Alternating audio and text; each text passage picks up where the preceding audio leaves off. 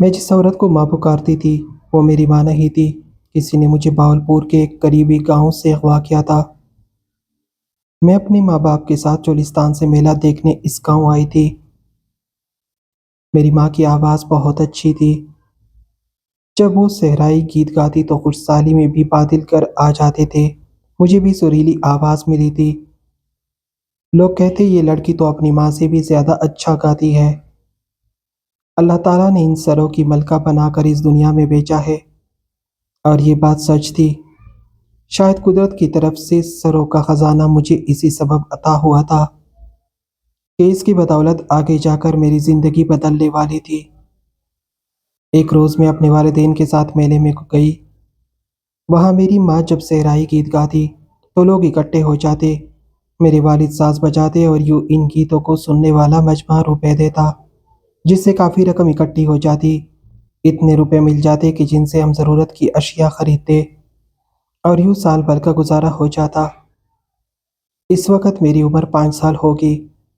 جب میلے میں میری گیت گا رہی تھی تو ہجوم اکٹھا ہو گیا اور میں اس ہجوم میں کھو گئی۔ گیت ختم ہوا تو میں نے ماں باپ کو ڈھونڈنا شروع کیا۔ تب ایک عورت اور مرد قریب آئے اور مجھ سے کہا کہ تمہارے ماں باپ وہاں سامنے درخت کی چھاؤں میں کھڑے تمہاری راہ دیکھ رہے ہیں۔ میں ان کے پیچھے ہو لیا اور وہ مجھے دور لے گئے۔ جب چلتے چلتے تک گئی تو میں نے پوچھا کہاں ہیں میرے ماں باپ؟ انہوں نے کہا وہ شاید کانا کانے ہوٹل پر چلے گئے ہیں، آؤ ادھر دیکھتے ہیں۔ اچانک ایک لاری آئی اور انہوں نے مجھے اس میں سوار کر دیا۔ مجھے علم نہیں تھا کہ بچے اغوا بھی ہوتے ہیں اور انہیں انسان ہی اٹھا لے جاتے ہیں۔ وہ کہنے لگے بچی تم اپنے گاؤں کا نام بتا دو، یہ لاری ہمیں وہاں لے جائے گی۔ میں نے گاؤں کا نام بتا دیا کیونکہ ہمارے گاؤں کے پاس ایک سڑک تھی جہاں سے کبھی کبھی لاریاں گزرتی تھی۔ یوں وہ مجھے ملتان لے گئے اور ایک عورت کو بھیج دیا۔ تب سے وہی میری ماں ہے۔ اس کے پاس مجھ جیسی 3 اور بھی لڑکیاں تھیں جن کو ناچ گانے کی تربیت دی جاتی تھی۔ اللہ نے مجھے اچھی آواز دی تھی۔ میری منہ بولی ماں نے میرے گلے کے سروں کو پہچان لیا اور گائیکی سکھانے والے ماہر استاد کے سپرد کر دیا۔ کچھ دن تو میں اپنے ماں باپ اور گاؤں کو یاد کرتے روتی رہی، پھر اس ماحول میں ڈل گئی کیونکہ مجھے یہاں اور تو کوئی تکلیف نہ تھی سوائے والدین سے جدائی کے۔ یہ ماں مجھ سے بہت پیار کرتی تھی، میرا ہر طرح سے خیال رکھتی، اچھا کھانا دیتی، اچھا پہنا دیتی، اور گھر پر ہی 4 جماعتیں بھی پڑھواتی۔ باقاعدہ ایک ماسٹر صاحب ہمیں پڑھانے آتے تھے تاکہ ہم لکھی ہوئی گیت اور غزلیں پڑھ کر یاد کر سکیں۔ جب کسی کے اپنے کھو جائے اور ان سے ملنے کی امید بھی باقی نہ رہے تو غیر ہی اپنے بن جاتے ہیں۔ میں بھی غلام ماں کو اپنی ہی سمجھنے لگی، جن کا اصل نام گل سنوبر تھا۔ سب انہیں گلا ماں بلاتے تھے۔ ایک روز اماں گلا نے بتایا کہ باول نگر کے زمیندار ارشد خان کا بلاوا آیا ہے، ہمیں ان کے ڈیرے پر جانا ہے۔ تب میں 20 سال کی ہو چکی تھی۔ ماں نے بتایا کہ محفل غزل کا جگارہ ہے، ساری رات یہ محفل موسیقی چلے گی کیونکہ گانے کی محفل ہے، اس لیے تمہارا انتخاب کیا ہے۔ وقت مقررہ پر ہم جانے کو تیار بیٹھے تھے کہ اماں کی طبیعت خراب ہو گئی۔ ہمیشہ وہ میرے ساتھ جاتی تھی لیکن اچانک طبیعت بگڑ جانے کی وجہ سے وہ لیٹ ہو گئی۔ مجھ سے کہا کہ میں خان صاحب سے وعدہ کر چکی ہوں، اس لیے تمہیں جانا ہی ہوگا، عین وقت پر انکار نہیں کر سکتی۔ ان کے مہمان آنے والے ہیں، لہٰذا تم سازندوں کے ساتھ چلی جاؤ۔ یہ سازندے بھی اماں کلا کے لوگ تھے، اس لیے مجھے ان کے ہمراہ روانہ کر دیا گیا۔ جب گاڑی ملتان سے باول نگر پہنچی تو شام ڈل رہی تھی۔ ہمیں کمرے میں بٹھا دیا گیا۔ کمرے کی سجاوٹ اور آسائش دیکھ کر میں نے ارشد خان کے ذوق کا اندازہ لگا لیا تھا۔ اماں کلا نے بتا دیا تھا کہ خان صاحب اچھی موسیقی کے رسیا ہے، گاہے بگاہے موسیقی کی محافل کا اہتمام کرتے رہتے ہیں، اور سامعین بھی ان کے خاص لوگ ہوتے ہیں جو خاندانی رکھ رکھاؤ جانتے ہیں۔ وہ اچھے فنکاروں کی قدر کرتے ہیں مگر بعض حسن جانے سے کتراتے ہیں۔ البتہ عمدہ گانوں والوں کو گھر پر بلوا لیا کرتے ہیں۔ تمہاری گائیکی کی کہیں تعریف سنی تو بلوا لیا ہے، वहाँ बेटे बामुश्किल 5 मिनट गुजरते थे कि नौकर आया और पूछा, बीबी साहब पूछ रही है कि खाना डेरे पर भिजवा दे या मेहमान खाने में खाएंगे। मैं ये सुनकर चकरा गई कि अरशद खान साहब की बेगम भी है। इनकी हवेली डेरे के मुतासिल ही थी। मुझे तो बताया गया था कि जान और इनके खास दोस्त महफिल मौसीकी में होंगे। डरते डरते पूछा, क्या बेगम साहब से मिल सकती हूँ? ज़रा देर बाद नौकर वापस आया और बोला, आइए, बेगम साहब ने बुलाया है। इस मुस्बत जवाब की उम्मीद ना थी, इसलिए मुझे पसीना आ गया। डरी से मैं मुलाजिम के पीछे हौली हौली चलती हुई मर्दाना खाना से चंद कदम दूर बेगम की इकामत गाह पहुंची, जो इनकी हवेली कहलाती थी। बुलंद व बाला चार दीवारी और वसी सहन वाला मकान था। वहाँ दो खादमाएं मौजूद थी, जिन्होंने मुझे बीबी की ख्वाब गाह में ले जाया। वो पलंग पर दराज थी, मुझे देखकर उठ बैठी और सामने पड़े सोफे की जानिब इशारा किया कि वहाँ बैठ जाओ। बेगम साहब कोई अडेर उम्र औरत ना थी, बल्कि नाज सी 24 साल खातून थी। खंदा पेशानी से मिली। मैं इनके हुस्न और रख रखाव को देखकर शशतरा रह गई। नज़ाकत में तमकनत और हुस्न में वकार था। इस नाज़ुक की 24 साल खातून होगी। खंदा पेशानी से मिली मैं उसके हुस्न और रख रखाव को देखकर शशतरा रह गई। नज़ाकत में तमकत और हुस्न में वकार था। इस हूर शुमाइल ने बड़े प्यारे अंदाज में मेरा नाम पूछा था। मेरा असल नाम तो सजाई था, मगर अब कन्वल था। मैंने नाम बताया, तुमने रक्स की तालीम कहाँ से हासिल की है? इस सवाल पर मेर सपटपा गई। बेख्तियार मुँह से निकला, जी, मैं यहाँ सिर्फ गाने के लिए आई हूँ। या मैंने तभी कह दिया था ताकि वह मुझे पेशेवर जानकर घर से बाहर ना कर दे, लेकिन वो सुकून में रहे। हाँ हाँ, वो तो मैं जानती हूँ। अरशद खान साहब गाने के महफिल मेरी इजाज़त से ही रखते हैं। इनको खुदा ने मौसीकी का अच्छा शौक दिया है और खूबसूरत लोगों से तो और भी वो शौक से सुनते हैं। फिर जैसे मुझे समझा रही हो, कहाँ जानती हो अगर मर्द को शौक हो और बीवी रुकावट डाले तो ये मर्द वो काम चोरी छुपे ज़रूर करते हैं। मैंने इनको कहा कि आप हवेली में ही डेरे पर अपना ये शौक पूरा किया करें, कोठे पर ना जाया करें, क्योंकि वहाँ जाने से इज्जत को बट्टा लग जाता है। शुक्र है वो मेरी बात मान गए। जी बीबी, मैंने मरऊब होकर सर हिला दिया। इस खातून के सामने इस वक्त मैं खुद को बहुत कम तर ख्याल कर रही थी। क्या तुम अकेली आई हो? जी नहीं, साजंदे साथ आए हैं। वो डेरे पर बैठे हैं। अम्मा तो बीमार हो गई, वरना वो हमेशा साथ होती है। तुम लोग कितनी लड़कियां हो अम्मा के पास? 3 लड़कियां मेरे अलावा और है। रक्स के काम में माहिर है और मैं गायकी संभलती हूँ। इस बयान में भी मेरे अंदर खौफ का अंसर शामिल था। ठीक है, मैं समझ गई। यहाँ तुम्हें कुछ खौफ ना होना चाहिए। खान साहब और इनके दोस्तों को सिर्फ गाना सुनने का शौक है। क्या तुम गज़ल गाती हो? इनको गज़लें पसंद है या फिर गीत? मैं दोनों गा लेती हूँ। ठीक है, तुम अकेली नहीं हो, डरो नहीं। मेरे होते तुम्हारे साथ कोई बेहूदगी नहीं हो सकती। अब ज़रा मैं आसूदगी महसूस करने लगी तो इनसे सवाल किया, आपके कितने बच्चे हैं? इनके 4 लड़के और 2 लड़कियां हैं। माँ है, लेकिन पहली बीवी है। मेरी अपनी कोई औलाद नहीं है। खैर, इनके औलादे भी मेरी ही है। फिर खुद ही बताया कि खान साहब इनसे 24 बरस बड़े हैं और इनकी हवेली बीवी इनसे 7 बरस बड़ी है। वो अब बूढ़ी हो गई है। आपसे कैसी शादी हुई? मैं ज़रा कुलने लगी। इनके जवाब देने से पहले एक मुलाजिमा चाय की ट्रे लेकर आ गई। वो लौट गई तो बीबी बोली, खान साहब ने मुझे अपनी एक अजीज़ की शादी में देखा और पसंद कर लिया। मेरे वालिद को पैगाम भिजवा दिया, फिर शादी हो गई। इनके बच्चे तो आपके पास आते होंगे।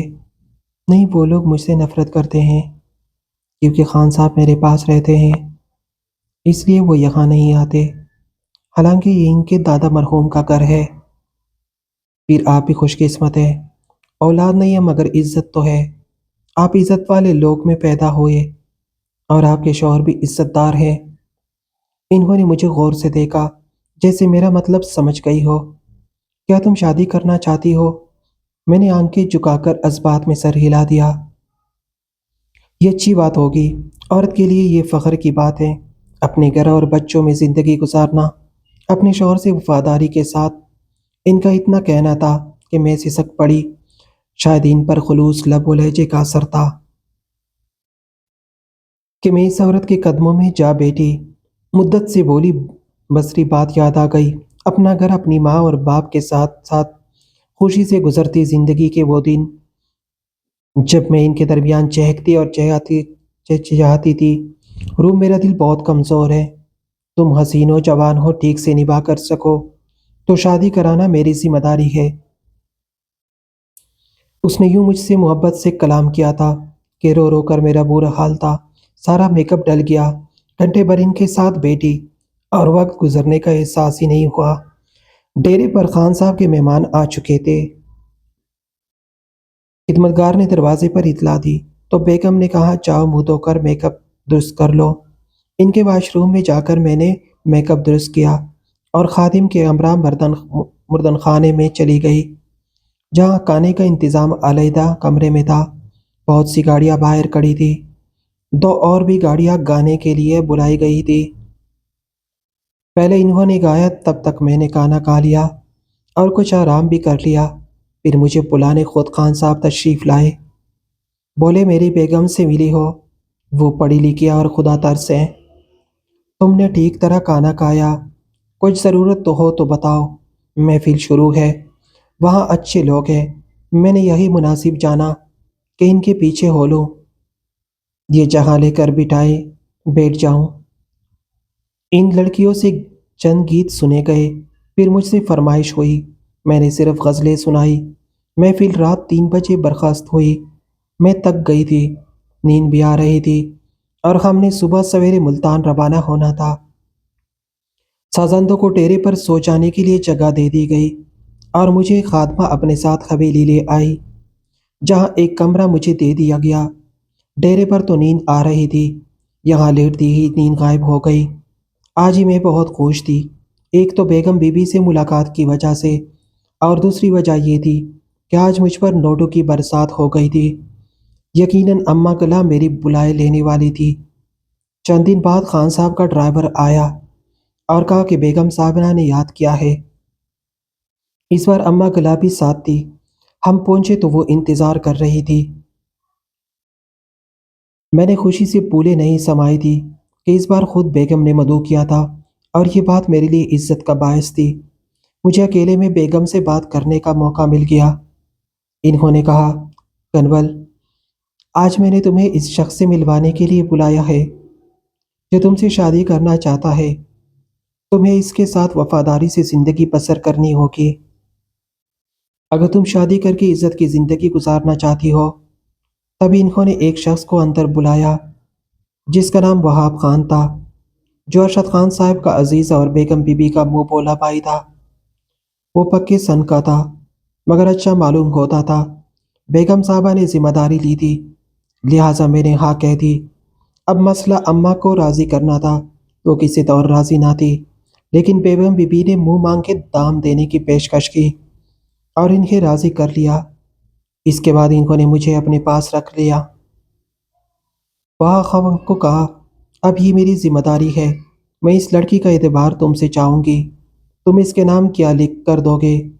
وہ بولے، آپ سب کچھ آپ کا ہے، جو چاہے لکھوا لے، بس ایک یقین مجھے چاہیے، یہ ہمیشہ میری بن کر رہے گی، کبھی ماضی کی طرف لوٹ کر نہیں جائے گی۔ ماضی تو ان کا چلستان میں رہ گیا تھا، درمیانہ عرصہ اس بیچاری نے حادثاتی گزارا ہے۔ اب بچے کی امید رکھو اور آگے کی سوچو، باقی خدا پر چھوڑ دو، انشاءاللہ یہ تم کو ویسی ہی بن کر دکھائے گی جی بھی تم چاہو گے۔ بیگم بی بی کو میں سعادت بی بی صاحبہ کہتی تھی۔ انہوں نے مجھے شادی کی شاپنگ کرائی اور قیمتی ملبوسات اور زیورات کا سیٹ لے کر دیا۔ وہاں آپ کو ہیرے کی انگوٹھی دی، میرا ان سے نکاح پڑھوا کر مجھے ان کے ساتھ عزت سے رخصت کیا۔ شادی کے بعد وہاب نے بتایا کہ جب تم غزل گا رہی تھی تو مجھے اتنی اچھی لگی کہ دل چاہا تم سے شادی کر لوں۔ میری نیت سچی تھی، اللہ نے دعا قبول کیا اور ہماری شادی ہو گئی۔ میرے والد بچپن میں فوت ہو گئے تھے۔ ارشد خان صاحب کی والدہ نے مجھے پالا پوسا، پڑھایا لکھایا۔ میرے والد کی بہت سی زمین تھی جس کی نگہداشت بھی ارشد خان صاحب کے والد صاحب نے کی۔ والدین کی بدولت میرے پاس نہیں ہے، مگر میں روپے پیسے سے غریب نہیں ہوں۔ وہ مجھ سے شادی کر کے خوش تھے۔ کچھ عرصہ وطن میں رہنے کے بعد ہم کینیڈا آ گئے۔ کینیڈا آنے سے پہلے انہوں نے میرے والدین کو تلاش کیا، مگر وہ اپنے گاؤں میں نہ ملے۔ والدہ وفات پا چکی تھی اور والد اپنے بڑے بھائی کے پاس دوسرے گاؤں میں چلے گئے تھے۔ وہاں بھی پتہ کیا، مگر ان کے بارے میں معلوم نہ ہو سکا۔ 20 برس کینیڈا رہنے کے بعد جب ہم واپس آئے تو کچھ عرصہ مصروف رہے اور آپا سعادت کے پاس نہ جا سکے۔ ایک دن ان سے ملنے حویلی گئے تو وہاں نہیں تھی۔ خادم نے بتایا کہ وہ مخدوم پور چلی گئی ہے، وہاں کوئی اور نہ تھا۔ حویلی اجاڑی پڑی تھی، ڈیرا ویران تھا، گیٹ پر تالا لگا ہوا تھا۔ باہر ایک دربان ملا، اس سے سعادت آپا کا پوچھا تو اس نے بتایا کہ وہ اپنے والد کے گاؤں چلی گئی ہے۔ گاؤں کا پتہ لے کر ہم وہاں گئے۔ ایک کچے مکان میں ایک بوڑھی عورت چارپائی پر لیٹی ہوئی تھی۔ پہلی نظر میں اسے پہچان نہ سکی، اور پہچان لیا تو سعادت آیا۔ آپ یہاں اس حال میں؟ ایک ہی سانس میں کئی سوال لبوں پر آ گئے۔ انہوں نے بتایا ارشد فوت ہو گئے، ان کی اولاد نے ہر شعبے پر قبضہ کر لیا جو ان کا تھا، اور جو میرے پاس تھا وہ سب بھی میں لے لیا۔ میں اکیلی عورت، کمزور نہ تاوا، کیا مقدمہ لڑ سکتی تھی؟ انہوں نے مجھ سے حویلی خالی کروا لی اور کچھ رقم کی پیشکش کی جو میں نے نہیں لی، کیونکہ بغیر عزت کے میرے دل نے وہاں رہنا گوارا نہ کیا اور میں اپنے والد کے گھر لوٹ آئی۔ اب یہی میرا ٹھکانہ ہے۔ سبھی گاؤں والے مجھے جانتے ہیں اور عزت کرتے ہیں۔ مر جاؤں تو عزت سے دفنائیں گے، اس لیے یہاں آ گئی ہو۔ سعادت آپ، آخر ان لوگوں نے آپ سے ایسا سلوک کیوں کیا؟ آپ تو ان کے والد کے نکاح میں تھی۔ انہوں نے کہا ان لوگوں نے مجھے اس لیے قبول نہ کیا کہ میں بھی تمہاری طرح صحرا کا پھول تھی، مگر آپ تو فرشتہ صفت تھی۔ زمانہ کبھی کبھی فرشتہ صفت لوگوں سے بھی ایسا ہی سلوک کرتا ہے، کیونکہ میں ایک غریب گھرانے سے تھی اور صحرا میں گیت گایا کرتی تھی۔ ارشد خان نے ایک بار وہاں میرا گیت سنا اور پسند کیا تھا۔